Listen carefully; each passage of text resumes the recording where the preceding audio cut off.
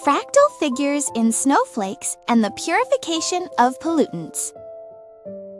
Today, cleanliness is defined with greater precision. Water may look clear, yet we always want to check for microplastics, residues from detergents and cosmetics, and traces of pharmaceuticals. Water appears pure, but we keep looking for the unseen particles. The methods of purification are quite familiar to us. Substances are added to water to capture pollutants, or scattered particles are gathered into a single mass. Up to this point, the process feels reassuring. But purification does not end here. The pollution does not disappear. It clings to what is added and remains. In the end, those clumps or particles must be removed from the water again. After purification, another step of cleanup remains. Can the power to remove impurities remain the same while making recovery easier? Instead of dispersing powder into the water, imagine a single removable frame. Let the water pass through and the pollution stay within it. For this to work, the frame must offer many points of contact. To remove is, in the end, to come into contact. If we look closely at the snow piled along the roadside, a clue appears. It was clearly clean yesterday, yet before long it has turned a dull gray. When clean snow quickly gathers dust and particles, it suggests that many edges are places where things catch. A closer look at a snowflake makes it clear. Its boundary is not smooth. It keeps branching, like fine twigs. Those gaps and edges increase the surface where inside and outside meet. The figure that mirrors this boundary in mathematics is the Koch snowflake. It begins with a single equilateral triangle. Each side is divided into 3 equal parts, and the middle segment is replaced with a small outward triangle. This process is repeated. The rule is simple, yet with each repetition, the edge grows longer and more complex. Even without greatly increasing the area, the boundary that meets the outside continues to expand. Fractals work in this way, a small rule that is repeated, extending the boundary. Applied to purification, the idea becomes clear. Sites where pollutants can attach are densely built into a structured frame. When purification is complete, only the frame needs to be removed.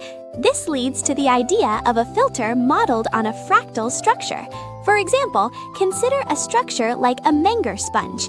It is full of holes on the outside, and within each hole are even smaller holes. Water continues to flow through it while the surface area keeps increasing. If the surface is coated with a material such as zeolite, which contains countless microscopic pores, efficiency rises even further. If a fractal structure opens up large pathways, zeolite places tiny traps along each passage.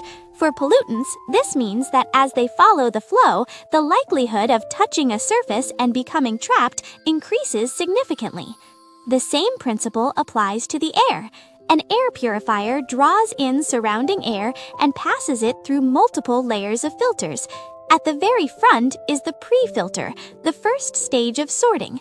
A thin mesh, like a mosquito net, captures large dust particles, lint, and hair.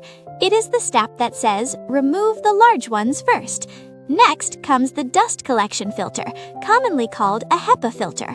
A dense layer of ultra-fine fibers is tightly interwoven, increasing the chance that passing air will meet dust particles. The filter is folded into pleats for a reason, to fit more surface area into the same volume. More surface means more points of contact. Fine dust is not captured by a single mechanism. Larger particles follow the airflow and collide directly with the fibers. Medium-sized particles are intercepted as they pass. Very small particles move irregularly, eventually touching a fiber and becoming trapped. Some filters also add electrostatic properties to enhance capture. In the end, the filter does not allow air a shortcut. It creates a deliberately complex, winding path that forces repeated encounters. Only then can particles be removed. The final deodorizing filter is not for fine dust. It captures odors and harmful gases. Activated carbon is a common example. It has countless tiny pores inside and out, and odor molecules cling to them. From the outside, it looks like a simple black mass, but inside it is densely packed with holding sites. At this point, a snowflake begins to look different. Perhaps it was never only its shape that made it beautiful. It repeats a small rule, widening the surface where it meets the world. That same sensibility extends into technology that purifies water and air. And so the question returns. To protect what matters, which meeting surface should be widened? Perhaps on that broadened surface, even the mind may pause to breathe.